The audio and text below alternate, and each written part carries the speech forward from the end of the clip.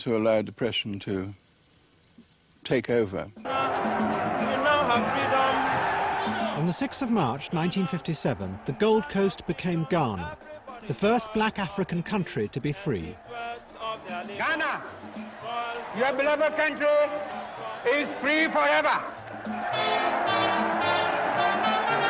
We are going to demonstrate to the world, to the other nations, young as we are, that we are prepared to lay our own foundation.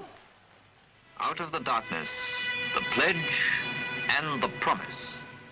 The promise of independence was not just going to be just freedom, but that people will see it in their lives. The promise that we are going to industrialize the country as a means of generating growth, economic growth. And industrialization means that we must have power. And therefore, the first thing was that all of us should harness all our resources to get the power established.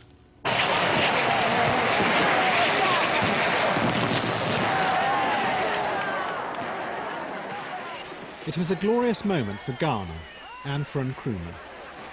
But in private, he knew that many of the promises on which he had been swept to power might prove dangerously hollow if the dam were not built. It was the key to his vision of leading Africa into a shining tomorrow. Freedom! Freedom! Freedom! But then, 4,000 miles away, a simple twist of fate brought the Volta scheme back to life.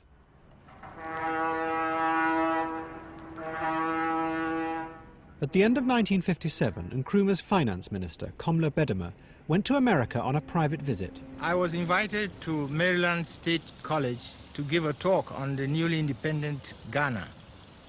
And as I was driving there from New York, I felt like having a drink of orange juice or water at a roadside restaurant, Howard Johnson's restaurant in Delaware.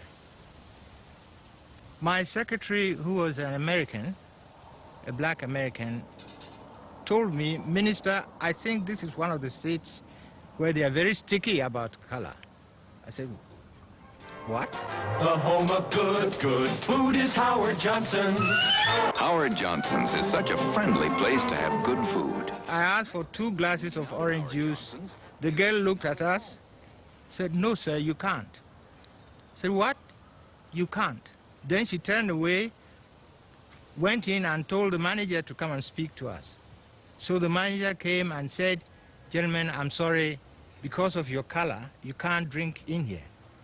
And I said to him, "Look, there are people here who are lower social status than I am, but they can drink and I can't. Okay, you can keep the orange juice and the change, but you haven't heard the last of this." Next morning, it was world news all over the world. Well, during the course of breakfast with the president, he wanted to know how it all happened, so I told him... During breakfast, he asked me, "What were you doing in the United States?" I said, "I've come here to talk about the Volta project." "How's that project?" he asked. I said, "Well, we've put it in cold storage because we can't find the money immediately." "Have you talked to the State Department?" he said. "No, we haven't." "Dick, Richard, will you take care of that?" And that was how the Volta project came back to life so soon. Nkrumah seized the opportunity. He wrote to Eisenhower asking for help in building the dam. Eisenhower invited him to visit America. At their meeting in March 1958, he told Nkrumah that the best way to get the scheme started again would be to involve American industry.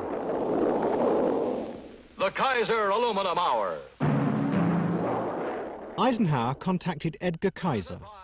He was head of one of the largest aluminium corporations in the world. Kaiser Aluminum, the bright star of metal. Kaiser was based in Oakland, California. It had mines and smelting plants throughout the world. It promoted aluminium as the shining, lightweight metal of the future. Presenting aluminum, in a demonstration of those remarkable properties that have made it the favorite of millions. Aluminum is famed for its lightness. At Eisenhower's request, Edgar Kaiser flew from California to meet Nkrumah in New York. We were staying at the Waldorf Towers, and Edgar came in, and he and Nkrumah stood and looked at each other, and some kind of magnetic quality passed between them. It was quite remarkable. They took to each other at once. And I doubt if that electricity ever evaporated throughout their experience, although they had many set twos in one way or another. Today, Ghana is a land of the future. Accra's international airport serves the major airlines. At the end of 1958, a team of Kaiser executives and engineers flew to Accra to look at the plans for the scheme. And at the end of the journey, a modern city. Nkrumah offered the Kaiser team a deal. If they agreed to build an aluminium smelter in Ghana, then his government would be able to raise the money for the dam. In return, the dam would supply the large quantities of electricity needed by the plant. The rest would go to power the future industries of the new Ghana. To the Kaiser team, Ghana seemed an attractive prospect. It was wealthy. I think they had $400 million in the bank. Very highly educated. Every driver was reading the newspaper. I mean, they were very literate people, and it was as good a place to try in Africa as you could go to. They were aggressive. There was one young lawyer who impressed me, who became great friends, Ron Sullivan. He was very aggressive, and they were later on got to understand what they were doing. That was their nature. Unlike the British, who were very gentlemanly, the Americans were straight to the point and no frills or wrapping up. They call a spade and a shovel. They wanted the dam. And we were the means to get it because we were the way that the dam was being financed. It had always been assumed by the Ghanaians that, as with the British scheme, the smelter would use the vast reserves of their own bauxite and so create an important new industry. But in the middle of the negotiations, the Kaiser team made it clear they had no intention of using Ghana's bauxite for the time being. Instead, they would import the raw materials needed by the smelter from America. The decision shocked the Ghanaian negotiating team.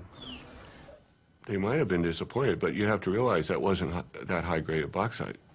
It was high 30s or low 40s, and the bauxite, for example, over in Guinea was 55%. Makes a lot of difference in cost. It just wasn't possible at that time. This seemed to be totally wrong to Nkrumah. He was intensely upset. He could never believe that Ghana's bauxite couldn't be converted by a series of processes into pots and pans and roofing sheets. What the Kaiser executives didn't tell the Ghanaians was that there was another reason why they didn't want to use the local bauxite. We were greatly concerned that if we located within Ghana all of the bauxite and power necessary to have an integrated aluminum operation, that someday our project, if it were profitable, might be nationalized by the government and taken away from us. The Kaiser team refused to change their minds. They knew as well as Nkrumah did that without them there would be no dam. At the end of 1959, Nkrumah told his team to agree to Kaiser's terms. Millions of dollars worth of Ghanaian bauxite would remain in the ground. But with Kaiser's letter of intent in his pocket, Nkrumah knew he could now set about raising the money to build the dam. He approached the World Bank. It had been set up at the end of the war to provide loans to rebuild Europe, but now it had turned its attention to the Third World. He asked the bank for £30 million. It was the largest loan ever requested. Yet the bank's economists believed, as Nkrumah did, that electricity was the key to industrial development in the Third World. We envisage the development of this power resource as fundamental to Ghanaian economic development. The provision of power, electric power to Ghana,